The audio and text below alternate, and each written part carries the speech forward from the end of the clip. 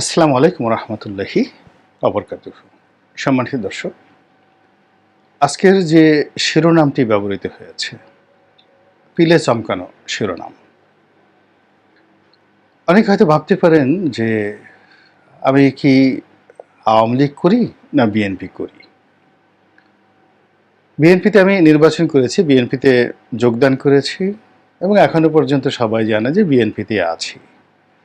তো সেক্ষেত্রে এরকম একটি শিরোনাম আমি কেন দিলাম, কিভাবে দিলাম, এটির একটি রসঘন আলোচনা করার চেষ্টা করব। আশা করি আপনাদের ভালো লাগবে একটু মনোযোগ সহকারে শুনলে। আপনারা জানেন যে আমি বিএনপির ভারপ্রাপ্ত চেয়ারপারসন।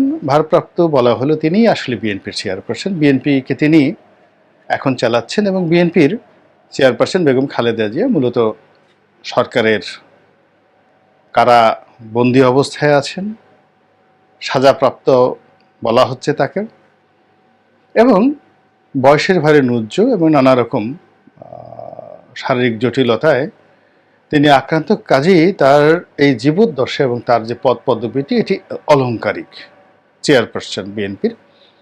কিন্তু সত্যিকার অর্থে ক্ষমতা এবং সাংগঠনিক যা কিছু সবই জনাব তারেক রহমান সাহেবকে কেন্দ্র করে হচ্ছে।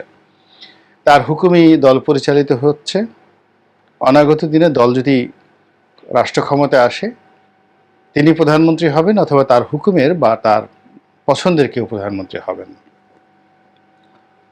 এবং তিনি দলকে নেতৃত্ব দেবেন, তিনি দেশকে নেতৃত্ব দেবেন। আর যদি তিনি সেটা না পারেন, তাহলে তিনি পরাজিত হবেন, দুর্ভোগ দুর্দশায় পড়বেন এবং এখন যেখানে আছেন তার চেয়ে আরও খারাপ অবস্থায় যাবেন। এটা হলো একেবারে বাস্তবতা। এখন সত্যিকার অর্থে আওয়ামী লীগের জন্য তিনি কি আসলে কোনো থ্রেট, বা আওয়ামী লীগ কি বিএনপিকে, তারেক রহমান সাহেবের নেতৃত্বের যে বিএনপি, সেই বিএনপিকে তাদের প্রতিপক্ষ মনে করে কি না? আপাত দৃষ্টিতে মনে হবে আওয়ামী লীগের কোনো রকম প্রতিদ্বন্দ্বী নেই। বিএনপি নামক যে একটি দল আছে, এটি তারা মাঝে মধ্যে বলে মূলত মানুষকে স্মরণ করিয়ে দেন, কিন্তু বিএনপির কর্মকাণ্ডের কারণে বিএনপি জনগণের মধ্যে নেই, এরকম একটি প্রোপাগান্ডা চালানো হয়। কিন্তু বাস্তবতা হলো যে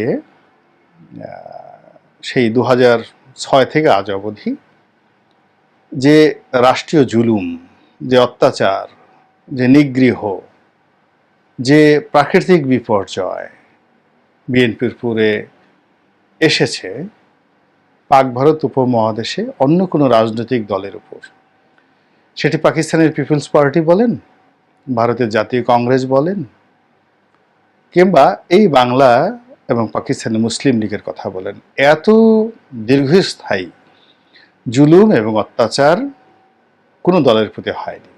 এবং সেটি হওয়ার পরেও এই দলটি ক্রমবর্ধমান হারে জনপ্রিয়তা, সাংগঠনিক বিস্তৃতি, কর্মী এবং সমর্থকদের সংখ্যা এবং যাকে বলা হয় দক্ষতা, অভিজ্ঞতার যোগ্যতা বেড়ে যাওয়ার যে চূড়ান্ত নজির স্থাপন করেছে বিএনপি, এটি সমসাময়িক রাজনীতিতে অন্য কোনো দেশে আমি দেখতে পাই না।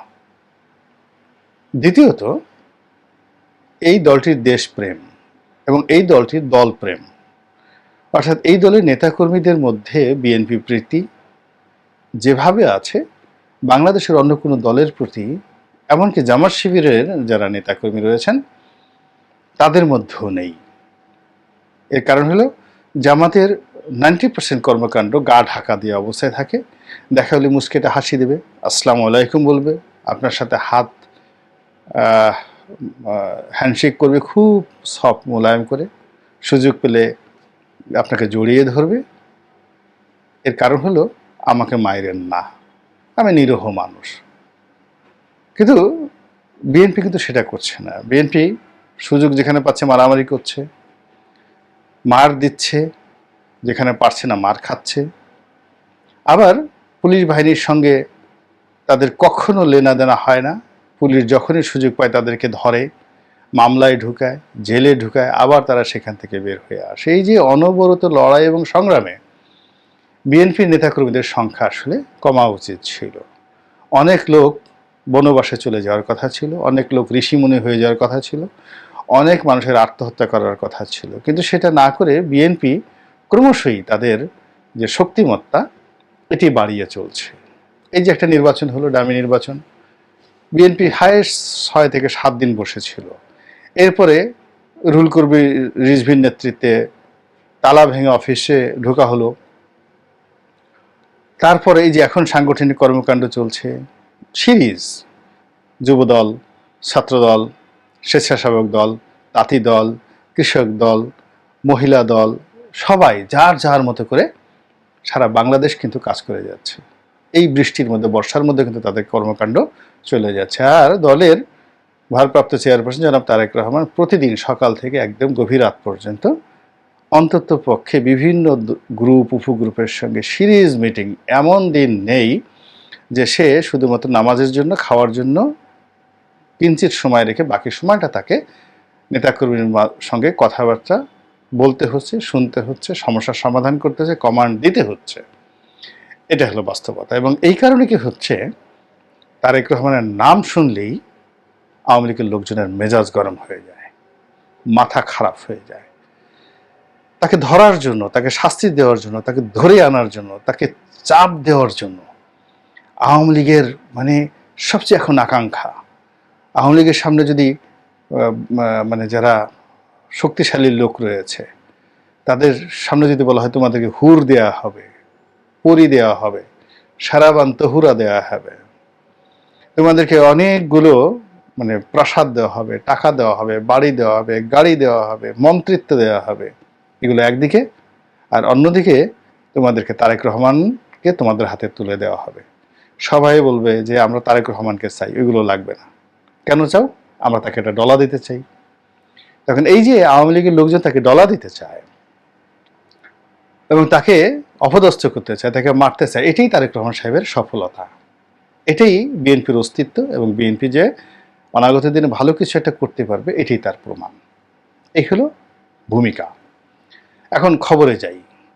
প্রধানমন্ত্রী, মাননীয় প্রধানমন্ত্রী শেখ হাসিনা তিনি বলেছেন যে তারেক রহমান সাহেবকে লন্ডন থেকে এনে তার বিরুদ্ধে যে সাজা হয়েছে সেই সাজা কার্যকর করার জন্য তিনি ইংল্যান্ডকে, ব্রিটেনকে অনুরোধ জানাবেন। এখন বাংলাদেশের প্রধানমন্ত্রী তো এখন বিশ্বনেত্রী, ঋষি সুনাক তার সন্তানের মতো। আপনারা দেখেছেন যে ঋষি সুনাক তার পায়ের কাছে বসে হাঁটু গেড়ে তাকে প্রণতি জানিয়েছে। তো সেক্ষেত্রে প্রধানমন্ত্রী যদি একটা অনুরোধ করেন, সেখানে ব্রিটেন তো তোলপাড় হয়ে যাওয়ার কথা। এবং ঋষি সুনাক তাকে গ্রেপ্তার করে, তারেক রহমান সাহেবকে গ্রেপ্তার করে যদি মাননীয় প্রধানমন্ত্রীর কাছে পাঠিয়ে দেন, সেক্ষেত্রে পরিস্থিতিটা কেমন হতে পারে এটি নিয়ে আমরা একটা কল্পচিত্র আঁকতে পারি। এটাই আমি এখানে বলবো। তার আগে আমি বলি নেই যে ব্রিটিশ জাতির দুটো দিক রয়েছে। সেটি হলো যে তারা তাদের যারা বস রয়েছে, বিগ বস, যেমন আমেরিকাকে তারা বিগ বস মনে করে। এখন জুলিয়ান অ্যাসাঞ্জ, যিনি মার্কিন একজন সাংবাদিক, অস্ট্রেলিয়ার নাগরিক, তো তিনি উইকিলিস নামক একটি পোর্টাল চালাতেন এবং সেখানে আমেরিকার অনেক গোপন নথি তিনি ফাঁস করে দিয়েছেন। এই জন্য আমেরিকা তাকে ধরে নিয়ে যেতে চাচ্ছে এবং এই লোকটিকে আমেরিকা পাঠানোর জন্য ইংল্যান্ড তার সর্বোচ্চ শক্তি, মানে রাষ্ট্রশক্তি, সর্বোচ্চ শক্তি ব্যবহার করছে এবং বিচার বিভাগীয় সিদ্ধান্তের জন্য তারা এখন সর্বোচ্চ চেষ্টা করছে এবং এটা পাওয়ার সঙ্গে সঙ্গে তারা আমেরিকাকে পাঠিয়ে দেবে। বস যারা বস, তাদেরকে যারা বস মনে করে তাদের পদলেহনের জন্য ব্রিটিশ জাতি সবসময় এই কাজগুলো করে থাকে। এটা নিয়ে মানে ব্রিটিশদের এই অভ্যাসগুলো অনেক আগের। কিন্তু যদি কাউকে সে অধীনস্থ মনে করে, অপ্রয়োজনীয় মনে করে, তাহলে তাদের সঙ্গে ব্রিটিশরা সবসময় চাকর বাকরের মতোই ব্যবহার করে। এখন বাংলাদেশের মাননীয় প্রধানমন্ত্রী শেখ হাসিনার সঙ্গে কোন ধরনের ব্যবহার করে, মাঝামাঝি ব্যবহার ব্রিটেনরা করবে না।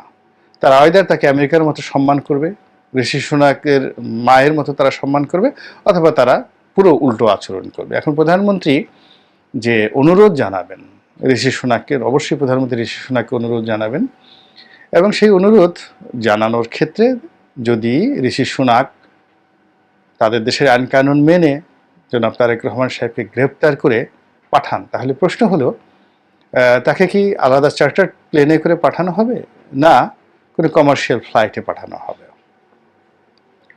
তাকে কি রাজকীয় মেহমান হিসেবে পাঠানো হবে নাকি একজন সাজাপ্রাপ্ত আসামি হিসেবে পাঠানো হবে? যদি পাঠানো হয় সাজাপ্রাপ্ত আসামি, সেই ভানুর কৌতুকের গল্পের মতো, তার হাতে কি হ্যান্ডকাপ পরা থাকবে, না সারা শরীরে ডান্ডাবেড়ি পরিয়ে তাকে পাঠানো হবে? এরপর তাকে পাঠানোর পর তাকে কি যে আমাদের এয়ারপোর্টে, আন্তর্জাতিক এয়ারপোর্ট যেটা আছে এখন শাহজালাল আন্তর্জাতিক এয়ারপোর্ট, সেখানে নামানো হবে, না কি এয়ারপোর্টের মধ্যে যে সামরিক ঘাঁটি রয়েছে সেখানে নামানো হবে? নাকি তেজগাঁতে আমাদের একটা আলাদা বিমানবন্দর আছে যেটা সামরিক কাজে ব্যবহৃত, সেখানে তাদেরকে নামানো হবে তারেক রহমান সাহেবকে? এরপর উনি যেদিন আসবেন, সেটা রাজকীয় মেহমান হোক, হাতে হাত কড়া পরানো হোক, সারা শরীরে ডান্ডাবেড়ি পরানো হোক, সে অবস্থায় যে আওয়ামী লীগের লোকজন কি করবে? তারা কি সেদিন পুরো রাস্তায় তাকে নিন্দা জানানোর জন্য, রাস্তার দুই পাশে দাঁড়িয়ে তাকে অপমান করার জন্য, ঢিল মারার জন্য, জুতো স্যান্ডেল মারার জন্য তারা কি রাস্তায় থাকবেন, নাকি তামসা দেখবেন? আর বিএনপির যে কোটি কোটি নেতাকর্মী রয়েছেন, তারা কি যেমন কারবালার ময়দানে গিয়ে এখন শিয়ারা কান্নাকাটি করে, বুকে থাপড়ায়, ইয়া হুসেইনও, ইয়া হুসেইনও, তো এরকম ইয়া তারিকও বলে কি বিএনপির যারা নেতাকর্মী সারা বাংলাদেশে বুক থাপড়াবে, বুক চাপড়াবে আর গড়াগড়ি করে কান্নাকাটি করবে, নাকি অন্য কিছু করবে? এই বিষয়গুলো কিন্তু চিন্তা ভাবনা করতে হবে। বিএনপির যারা নেতাকর্মী রয়েছেন, শীর্ষ যারা রয়েছেন, মির্জা ফখরুল সাহেব, ডক্টর মঈন খান থেকে শুরু করে অন্যান্য যারা রয়েছেন, তারা কি জনগণকে নিয়ে, নেতাকর্মীদেরকে নিয়ে কোনো একটা মুভমেন্ট করবেন, নাকি বড় বড় বিজ্ঞাপন তৈরি করে পত্রিকায় তারা প্রথম পেজে ছাপাবেন প্রধানমন্ত্রীকে উদ্দেশ্য করে যে জনাব তারেক রহমান সাহেবের প্রাণ ভিক্ষা দিন, আমাদেরকে রক্ষা করুন, দলটিকে রক্ষা করুন, এরকম ঘটনা ঘটবে? এই বিষয়গুলো নিয়ে কিন্তু অনেক ফ্যান্টাসি তৈরি করা যেতে পারে। যেহেতু আমাদের মাননীয় প্রধানমন্ত্রী একটা কথা বলেছেন, তার কথার তো একটা গুরুত্ব দিতে হবে। তিনি যে কথা বলেছেন সেই কথা অনুযায়ী যদি আমরা একেবারে আলাপ আলোচনা না করি তাহলে তো হবে না। হাজার হোক, তিনি তো আমাদের প্রধানমন্ত্রী পদে বা চেয়ারে বসে আছেন। এই বিষয়গুলি আলোচনা করতে পারে। আর সবার শেষে ইন সিরিয়াস বা একেবারে যেটিকে বলা হয় নির্জলা নিপাট সত্য কথা যদি বলি, তাহলে এই জিনিসটা আদৌ সম্ভব কিনা?